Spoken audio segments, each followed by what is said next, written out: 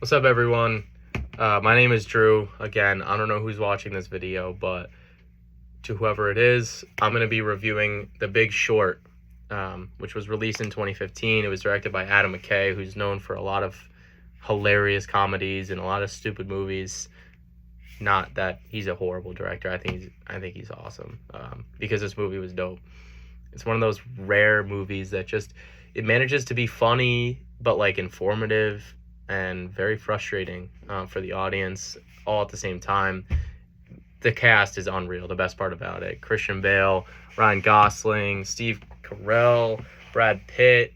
Lot of cool people. And if you're into movies that expose real world corruption, this one might be for you because it's really entertaining. So like my previous review, I kind of just write down all my thoughts on the movie as I watch it. So it follows several different people who predict the '08 recession in the United States before it actually happens. And so they bet against the housing market while the rest of the country is clueless.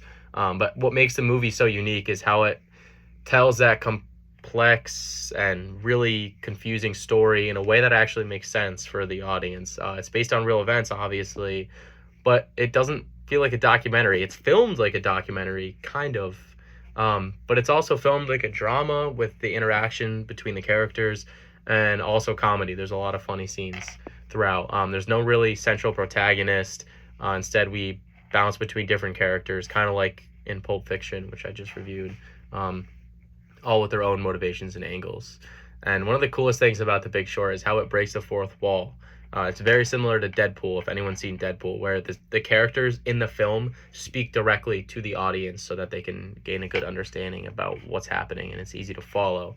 There's scenes where characters have cameos where they have to kind of speak to what's happening throughout the movie or at the current time. So like Margot Robbie films a scene in a bathtub where she breaks down subprime loans.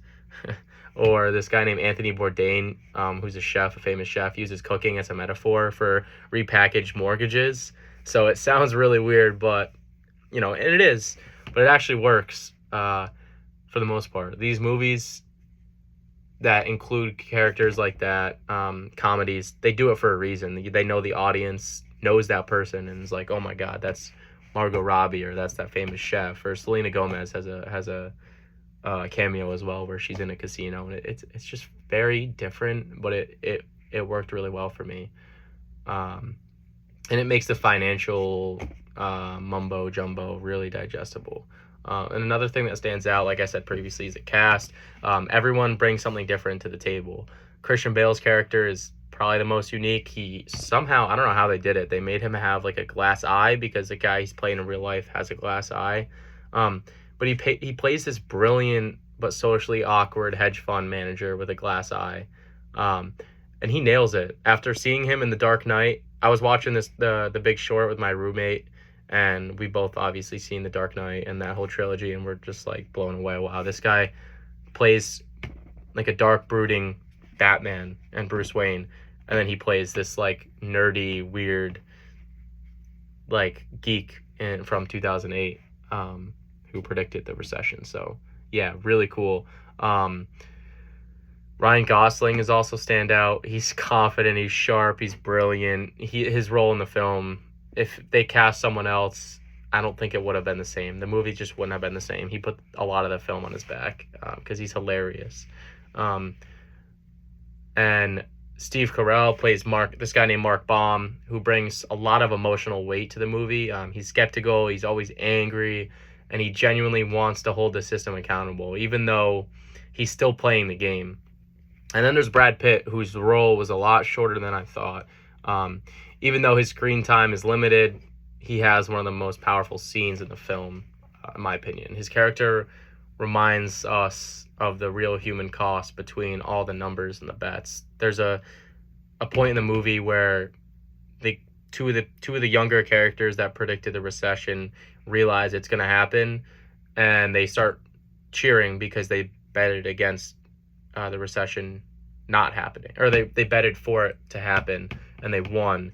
And then Brad Pitt's character said, like, yeah, you won your bets. You know, you're going to make a lot of money, but millions of people are going to be affected by this, if not billions, because it was worldwide, it was global.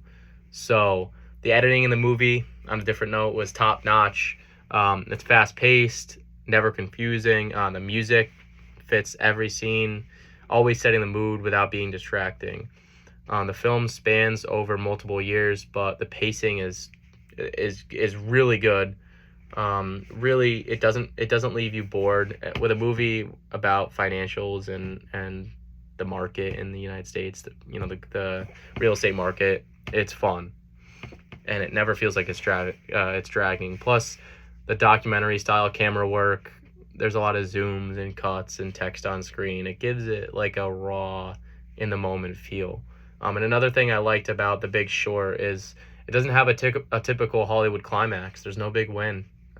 There's no feel good moment where the characters are, popping champagne and cheering. Instead, it's kind of a quiet and depressing ending because in real life the bad guys got away with it.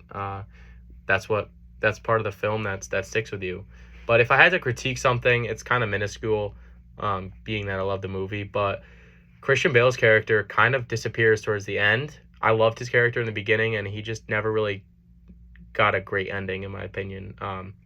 He's so compelling early on, and it felt like a missed opportunity not to give him more presence at the end. Also, while the movie explains a lot really well, if you're not paying attention, it gets really confusing. The financial talk can still go over people's heads. But honestly, those are minor things. The film takes a very complex and boring topic, the housing market crash in '08, and makes it feel urgent and emotional and weirdly fun to watch. It's informative without being annoying, and like trying to push an agenda, and it doesn't hold back on calling out the corruption in the government and in Wall Street and in the banks. So at the end of the day, The Big Short is more than just a finance movie. It's smart, it's stylish, and it takes down the system that failed millions of people. That's what it's looking at. It shows how the greed and negligence that caused a 2008 recession, they're still very much alive today, unfortunately. It's just in a different suit, I'd say. But the cast delivers, the editing keeps the story moving throughout the whole thing, and the creative choices makes it one of the most unique biopics in recent years. I've seen a lot of biopics where it's like one of my favorite genres, and this is definitely one of the best. So if you haven't seen it, definitely watch it. That's my review for The Big Short. Thank you.